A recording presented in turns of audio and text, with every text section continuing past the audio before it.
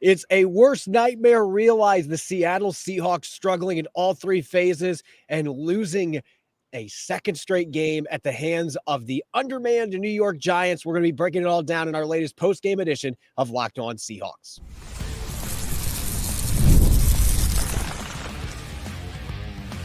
You are Locked On Seahawks, your daily Seattle Seahawks podcast, part of the Locked On Podcast Network, your team every day. Greetings, 12. This is Corbin Smith, host of the Locked On Seahawks podcast, your daily Seahawks podcast, part of the Locked On Podcast Network, your team every day. Glad to be joined here on our weekly post-game show by my co-host, Connor Benintendi, and a special thanks to all the 12s out there, whether you're listening early in the morning in Melbourne, Australia, or you're here in nearby Spanaway, Washington. We greatly appreciate each and every one of you for making Locked On Seahawks your first listen 5 days a week. In this case, 6 days a week. Unfortunately, it is not a victory post-game edition of Locked On Seahawks. Second straight game, the Seahawks come up short. This is a much more disappointing defeat, losing 29-22. The New York Giants, who came in losing 3 of their first 4. They were ranked 30th in the NFL in rushing yards, 32nd in yards per attempt. And they come to Lumen Field, and this is maybe the biggest concern for me coming out of this game. To me, it is the storyline of this game, Connor. How the Seahawks were physically outmanned and outgunned at the line of scrimmage, particularly from the Giants' offensive line, which is far from an elite group, but they ran for 175 yards today without their starter, Devin Singletary. They were led by Daniel Jones, rushing for 38 yards. Then the backfield, Tyrone Tracy Jr., formerly a receiver at Iowa and Purdue, now is playing running back for the Giants. He ran for over 100 yards in this game. Any way that you slice it, that is an incredibly disappointing performance from Mike Macdonald's defense. They gave up over 400 yards, 420 to be exact, in this game. That is the number one storyline here. The Giants are far from an offensive juggernaut, and yet at times in this game, it looked like we were watching the 1980s San Francisco 49ers, the way they were humming up and down the field. Yeah, I think that after last week, Corbin, there's excuses that could be made for this Seahawks defense. After this game, there's no excuses that are left for a performance like this. Anytime you get a couple starters back, obviously a couple injuries also popped up in this game with Reek Woolen going down. Chenna Nwosu doesn't finish the game. Derek Hall goes out late. I understand there's more injuries, but this was not a game that was lost by Seattle due to its injuries or because of a lack of personnel. This was just a completely disjointed performance, both defensively and offensively. We'll get to the offense, obviously, because it was just a terrible game script, as you've been talking about post-game. But defensively, I mean, so many of the things that last week we looked at and said, okay, this is a good Lions team that is doing this to this Seahawks defense. You come and play the Giants, you host the Giants, who don't even have their top 2 offensive weapons in Devin Singletary and Malik Neighbors, and you just let them do whatever they want. I think you tweeted during the game, Corbin, that Daniel Jones was looking like Joe Montana out there. He was. He did look like Joe Montana out there, tossing touchdown passes, running for first downs. Seahawks defense could not tackle in this game, and I think one of the things that I was thinking about right after the game is just the stark contrast, Corbin, from week 1 versus the Broncos and this defense and how they were flying around. They were flying around to the football, multiple hats, getting to the ball on almost every single play.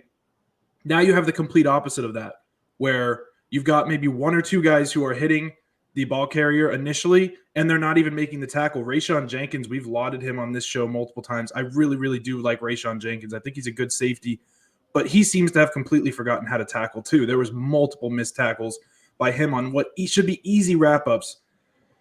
And I'm going to let you go again, Corbin, because obviously we have a lot of show to go through here, but this one's just, it's tough to make sense of.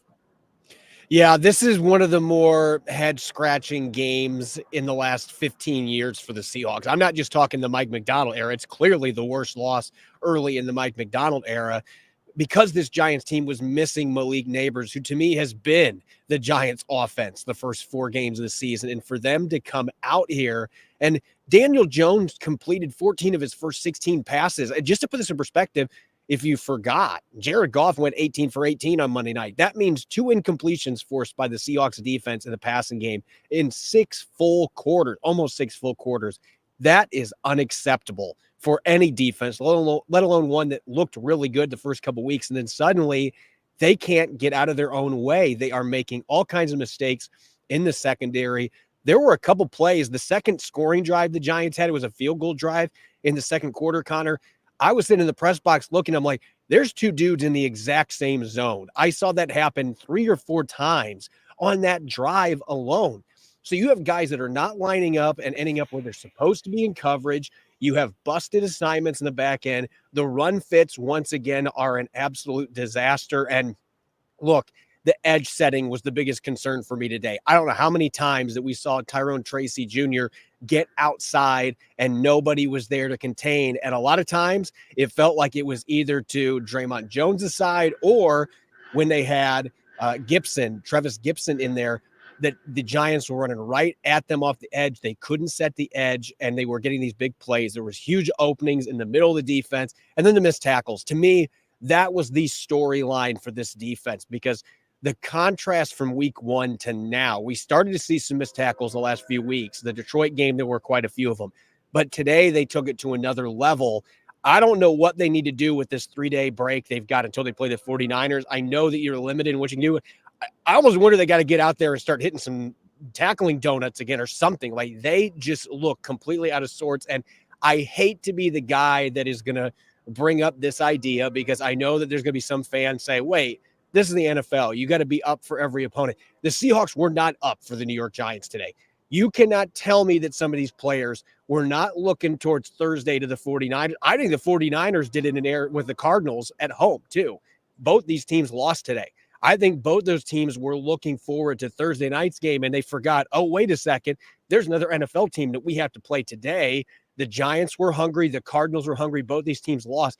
Look, I know the players are going to say, oh, no, that wasn't an issue. But we saw a lot of players today after the game saying that they were not playing as hard as the New York Giants. And that, to me, that screams you're looking towards Thursday. You're trying to protect your body. You're trying to save yourself. You thought you could coast against this New York Giants team. And then you came out and got completely out-muscled. You got out-physicaled. And the end result is a 9-point loss that honestly most of the game did not feel that close. If it wasn't for Rayshon Jenkins having that 102-yard fumble return at the beginning of the game, like this could have really snowballed on the Seahawks. They were completely dominated for most of this football game. And the fact they were tied at halftime, they should be thanking their lucky stars because this was an ugly performance in every phase. There is no doubt that they were looking towards the 49ers, and that impacted their performance today. They overlooked this team, and when you do that in the NFL, Connor, you pay dearly for it.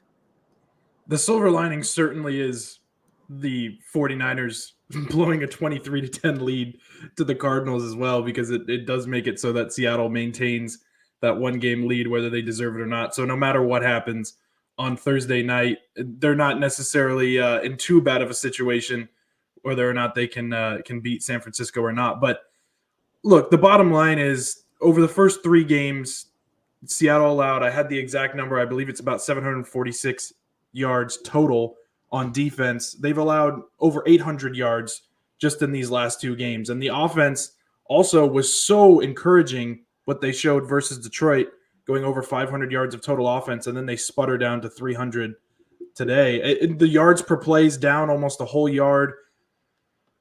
Things have to get fixed immediately, and there's not a lot of time. As you already mentioned, Corbin, you've got only a couple days before you go face a really good football team in San Francisco, and short weeks are always hard. And 3 games in 11 days, I understand that's out of their control, but after there was so much optimism with Mike Macdonald and what he was doing, and again, we've talked about it from week 1 to now, it just seems like things have flipped. It doesn't look like the same football team. And I understand that guys have been in and out of the lineup. Mike Macdonald constantly is talking about communication. That's hard to do when you have guys in and out of the lineup. We can't act like that doesn't exist. I understand I was really hard on this team last week, even though they had an encouraging loss, as some people want to put it. But I think that encouraging loss was sort of the beginning to what we're seeing here, where this team was not a legitimate 3-0 team where they were. They hadn't played great offenses. They hadn't played great defenses. They needed to have these tests in order to make them a better football team. And we're going to see now down the stretch, whenever they play San Francisco, whenever they move into this latter stretch of the season, whether or not they are a legitimate football team, a legitimately good football team and a playoff contender. Well, the good news is, as you said, they've got 3 days to get ready for the San Francisco 49ers. And I think that's a positive here because you don't have time to dwell. You already are turning the page. They're looking at the 49ers tonight.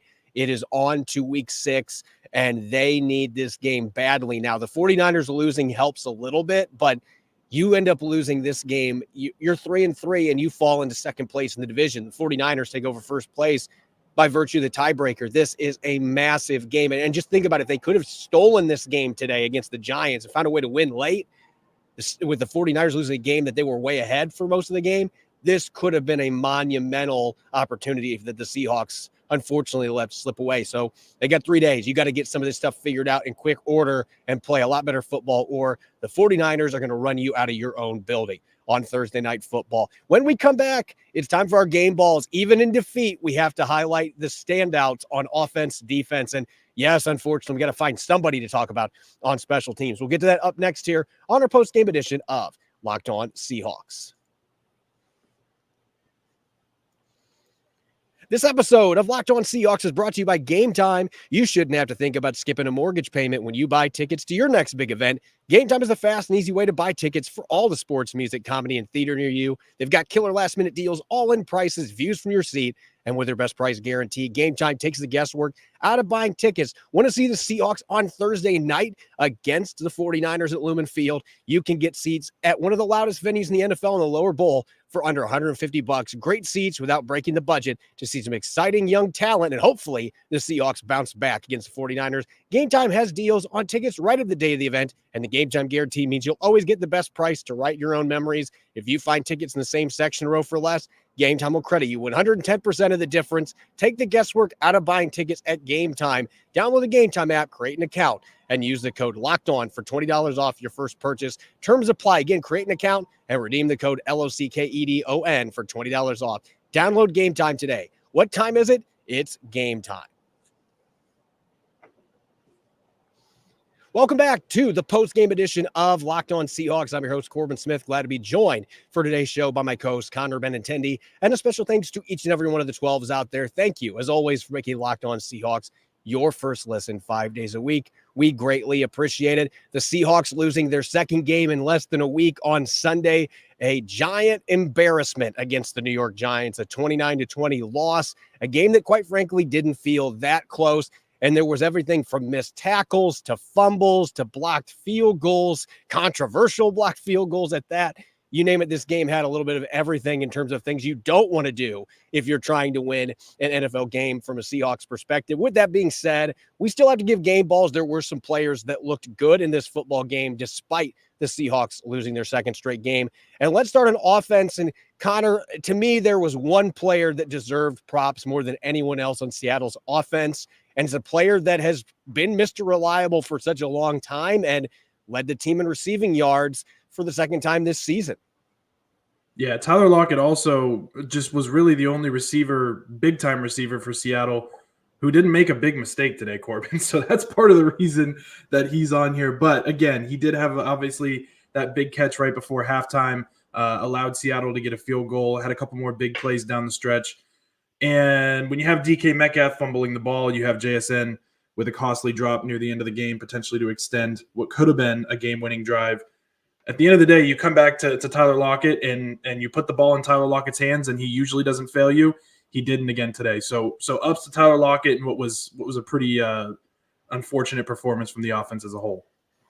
I know it is a low-hanging fruit, and he's been the game ball winner a couple times already. But look, I think when you consider, and I'll talk more about this later in the show, I'm sure, but when you consider the way that the offensive game plan was approached going into this one, the fact that Geno Smith still threw for 284 yards, and the reason I'm giving him a game ball, we got to see that 20-plus mile-an-hour speed a couple times, 72 rushing yards today. And look, the Seahawks, if they don't have Geno Smith trying to will them back late in this game, they might lose by 3 scores. That's how much the Giants were dominating. And the fact that they had that huge time of possession differential where they were just keeping Geno Smith on the sidelines, and Smith had a 4th down completion that could have extended the drive for Seattle to maybe score a touchdown at the end and win the game, and Jackson Smith and Jigba dropped it. So there were some plays that were left on the field. There were a few times where I thought Geno Smith missed an open receiver and went a different direction. Look,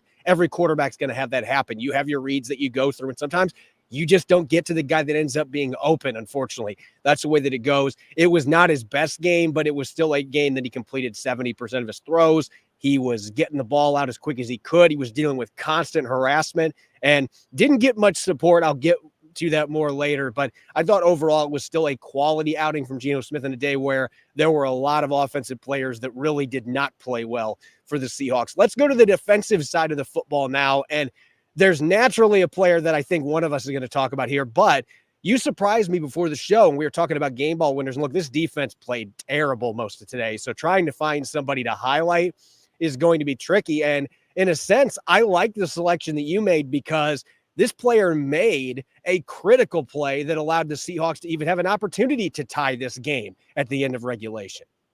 Yeah, Nehemiah Pritchett in a tough spot stepped up, obviously, especially with Reek Woolen going down. Trey Brown, Trey, look, you've been really good in the past, but you got absolutely torched today. We can't sugarcoat that one at all. Nehemiah Pritchett stepped up. I believe he had the only pass breakup that was credited to any Seattle defender today, which is just ridiculous. And it was a huge one. It was a huge one to get Seattle the ball back there with that third down pass breakup late in the game. Just a good play. I understand he got burned and Daniel Jones overthrew his receiver earlier on when Pritchett was on the field. And Pritchett did genuinely get burned on that play. We can't sugarcoat that one either. But when he had to make a play, he did. And I think that for a rookie to step up and be able to do that, especially when the defense played really, really poorly as a whole, we have to give the man his credit. Yeah, I'm going to go with a player that you already criticized. Listen, this is where we're at on game balls today. I felt like everybody had a hand on Seattle's defense struggling today. As you mentioned, Nehemiah Pritchett, he could have given up a touchdown. He got beat pretty bad on that play. And Daniel Jones, luckily, ended up overthrowing Darius Slayton on that play in the end zone. But my selection is Rayshawn Jenkins. We got to give him nods because of the history that he made here. The longest fumble return in team history going into today happened in 1995. Antonio Edwards, it was an 83-yard return. Rayshawn Jenkins returned a fumble at the goal line in the end zone, actually, 102 yards, one of the longest fumble returns in NFL history, let alone just the Seahawks' longest one of the longest plays that you're going to ever see from a defender running all the way. In fact, he ran about 70 yards, he jogged about 20, and then he was skipping for the last 10. I don't know that I've ever seen that happen on a return like that, but the Seahawks were actually up 7-0 after the Giants had drove 79 yards down to the 1-yard line because of that play by Rayshawn Jenkins. He had 5 tackles. He might have had 4 or 5 missed tackles, you said. It certainly was far from a perfect game for him, but this was obviously the biggest play the defense made the entire day. It's a historic one, so let's give him some nods. Real quick, special teams. We had to give somebody the game ball. We've been skipping on this. We didn't give a game ball last week, and I felt like special teams again today was anything but special for the most part. But who gets the game ball for you and why? Yeah, Laviska Shenault was just, we're kind of grasping for really anything on the special team side. But at the end of the day, he did have 2 returns for 61 yards. Not a bad day. Long of 32 yards for Shenault. Also, D. Williams nearly fumbled one of those punt returns. He bobbled that one just a little bit, so that knocked him down the list a little bit, whether or not he played well overall. Again, we don't have much to discuss here, but Shenault was the best special teams player I saw today, so that's where we're going. I'm going to give Jake Bobo some love. More Bobo on special teams. He had a really nice tackle on a punt that he wrapped up a guy and brought him down after like a 2-yard gain. That stood out on a day where there weren't very many shining plays in any of the facets of the game, including special teams. So Jake Bobo, we know him as the receiver, but showing off his special teams chops as well with a nice tackle. So we'll give him the game ball. Let's shift gears now to 3 up, 3 down. And in a loss, this is always interesting, but there were some players that stood out for positive reasons that didn't get game balls. And I want to start with one that you and I actually debated on a little bit before the show. And I understand your argument because Jackson Smith and Jigba had that awful drop on 4th down at the end of the game. We might be having a much different discussion if Jackson Smith-Njigba holds onto that ball. It was perfectly thrown by Geno Smith, and he just didn't haul it in. After the game, you want to talk about a guy that was dejected. Like, he was taking blame for this. And look, the Seahawks would not have been in a position to win this game if he wouldn't have caught a touchdown and had another really nice catch on the drive before. On a day where very few offensive players were shining, you still got to see the after the catch ability, breaking some tackles, that clutch touchdown at the end. I know there's the drop, but look, everybody was making mistakes in the game where you lose 29-20. I still think he overall had one of the more positive impacts for the Seahawks in this game. Yeah, and I agree. I agree with going with this, Corbin. Like you said, we debated about it a little bit, but I think that in a game like this, you have very few players who you can really highlight and say, okay, these were bright spots. These were positive moments for the game. And that touchdown, I believe it was his first on the season. You got to give him his credit there. Really, really nice throw and catch from Smith to Jax. But, the thing is again, we have so many players we can put on down, and that drop is huge. But you know what? I think at the end of the day, he had enough of an upside here to put him on this list. And defensively, Jerome Baker in his return was pretty solid as well. I liked what I saw from him filling in at the linebacker spots. The linebackers just kind of looked, I don't know, a little bit maybe disjointed overall, but I thought that individually Baker played well. And then obviously Derek Hall getting his 5th sack in 5 games. I mean, Derek Hall's just on a tear right now. So I think that you have to really look at 3 guys who came up outside of our game balls. These are probably the 3 that you're going to highlight because we have so many on the downside. Yeah, I was really excited by what I saw from Jerome Baker. Look, Rayshawn Jenkins doesn't have that long fumble return without Jerome Baker forcing that fumble at the goal line. And oh, by the way, the play before that, he ran from the opposite linebacker spot and blew up the running back at the 1-yard line. So he had 2 really nice plays there. There was another play on the next drive where they got a 3-and-out that he was chasing after Daniel Jones from the opposite linebacker spot and forced him to eat the ball, throw it out of bounds. This guy was flying around the field. He looked healthy, which that was the first big thing for me. The hamstring injury, those are tricky. He's been dealing with it since mid-August, but that was the healthiest he's looked. He was flying over the field. He admitted after the game that he was still trying to catch his wind in the second half. He was trying to get himself back into football shape. But I thought on a day where there were very few bright spots on defense, Jerome Baker did a lot of exciting things. There were a couple blitzes where he was able to get some pressure and unfortunately wasn't able to get a sack. But at least you saw some encouraging plays there. As for Derek Hall, he did not have a perfect game either. He had a second sack that he had slipped through his hands, and Daniel Jones looked like Ben Roethlisberger out there getting away from him. But he also had a sack and a forced fumble early in the game. That was actually the first drive. The Giants ended up converting on 3rd and 18 on a swing route, a screen route. And that was really frustrating to watch. There were plays like that you just don't expect this defense to give up that they were giving up today. But Hall did enough rushing the passer. I had him down for 4 pressures. He had that sack, had a second sack opportunity. That same play, he came back from behind and chased down Jones. And unfortunately, a Trey Brown defensive penalty ended up negating that fantastic play. But the effort was there from Derek Hall. I thought he did a better job setting the edge than any of their other edge guys did. And he had the pass rushing production today. So he's still continuing to play at a high level, despite the fact the defense has regressed a ton the last couple of weeks. Now, unfortunately, we got to go to the 3 down. And there were a lot of candidates when you lose to the Giants. And look, I don't want to take shots too much because I thought the Giants, they played a masterful game. They were physical. They had a really good game plan on both sides of the ball. But this is a team that was 1-3. They are not an offensive juggernaut. They were missing some star power in the Seahawks. It did not matter. The Giants could do whatever they wanted to do. So when we're talking 3 down, there are a lot of candidates. I'm going to flip it to you first.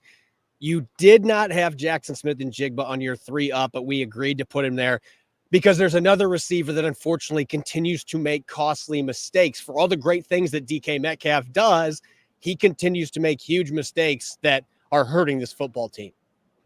Yeah, the fumble for a second straight week in a big spot whenever you have a momentum, a drive that you need the momentum that Seattle is building up during that time. When DK fumbles, it's a 10-10 game.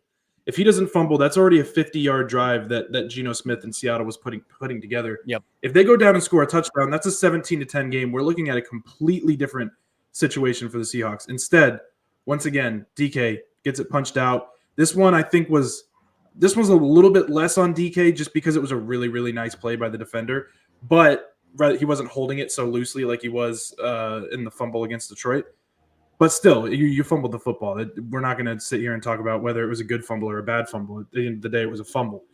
And it's critical because when you have DK Metcalf asking for as much money as he's going to ask for, and he has the talent is there. He had 2 straight 100-yard games prior to this, 3 straight 100-yard games. You have to be able to make those small plays and not hurt your team in a big spot whenever you're trying to go down and change the entire complexion of a football game. You just got to get those cleaned up. And I don't necessarily know what they're doing in practice to try and help him with his ball security issues, but right now it is a problem. Yeah, he's got to get it high and tight. He's got it way too far out from his body. He's been doing that throughout his career, and this is not a new problem. He's had fumble issues in the past. It's not like this just cropped up. This has been a problem for him periodically in his career. I want to move away from the players for a second, though, because to me, this was a game that was as much about the X's and O's as it was, the pros and the Joes out there. When you look at the way this game unfolded, and maybe this shouldn't be a surprise at this point because Ryan Grubb did have Geno Smith drop back to pass more than 23 times the other day against the Detroit Lions on Monday Night Football in the first half alone, and Ken Walker III had 4 rushes.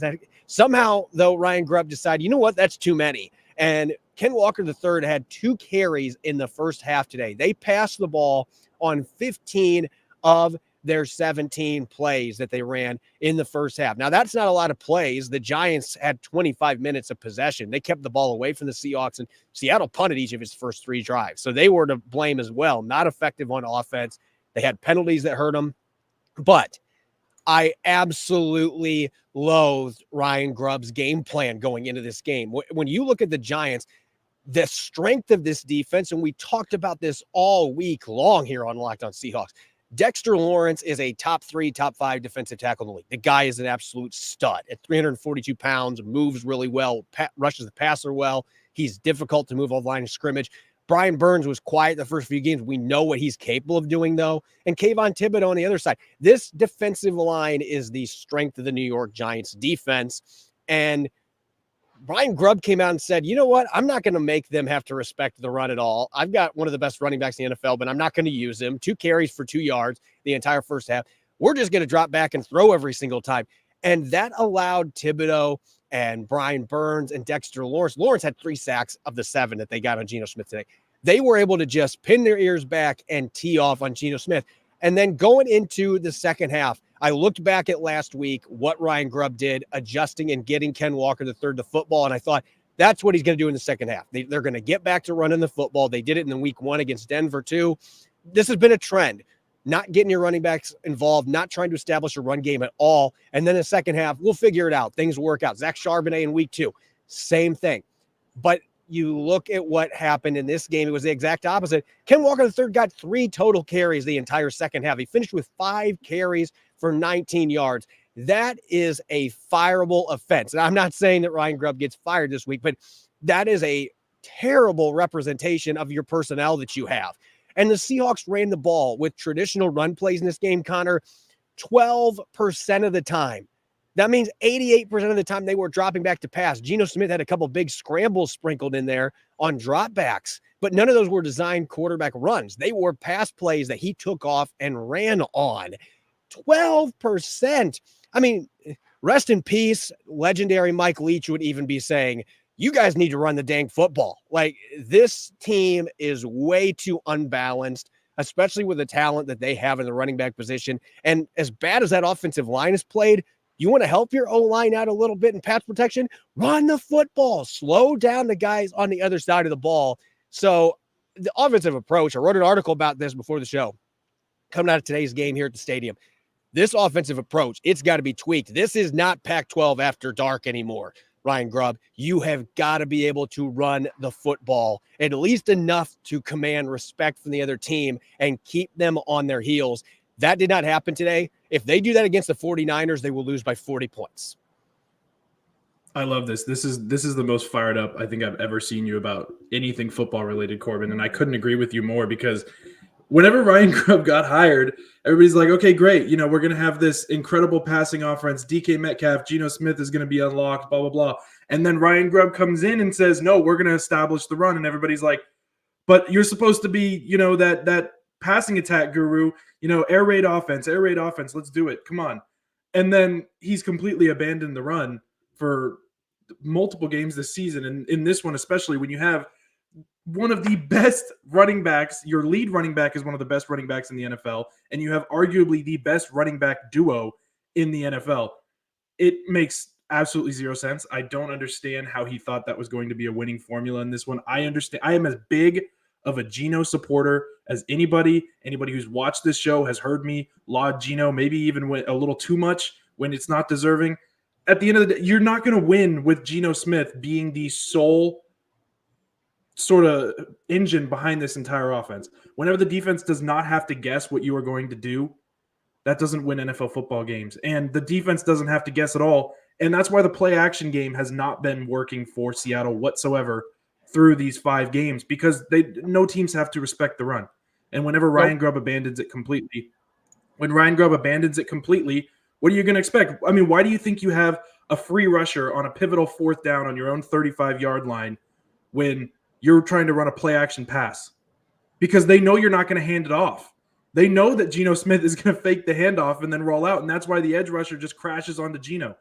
There was some very weird decisions made in this game, and that's where we're going to leave that. I want to get to one last player that we have on the down, and that's Trey Brown. We already touched on it a little bit. I'm not going to lay into him too much more, but Darius Slayton absolutely cooked Trey Brown today, and Trey Brown has talked throughout the offseason, I want to be an all-pro. I want to be a Pro Bowler. I want to be one of the best cornerbacks in the league. This was maybe the worst game I've ever seen from Trey Brown. He gives up the touchdown. He gives up the long completion to Slayton along the sideline. I want to know exactly what the catches allowed in yardage was. We'll obviously have that by tomorrow at the latest. It was maybe the worst game I've seen from him. And I don't know where you go from here, because there's not a lot of cornerback depth on this team. If Reek Wallen's out, you might have to either sign somebody or elevate somebody from the practice squad. It's an abysmal situation if Trey Brown can't turn it around quickly.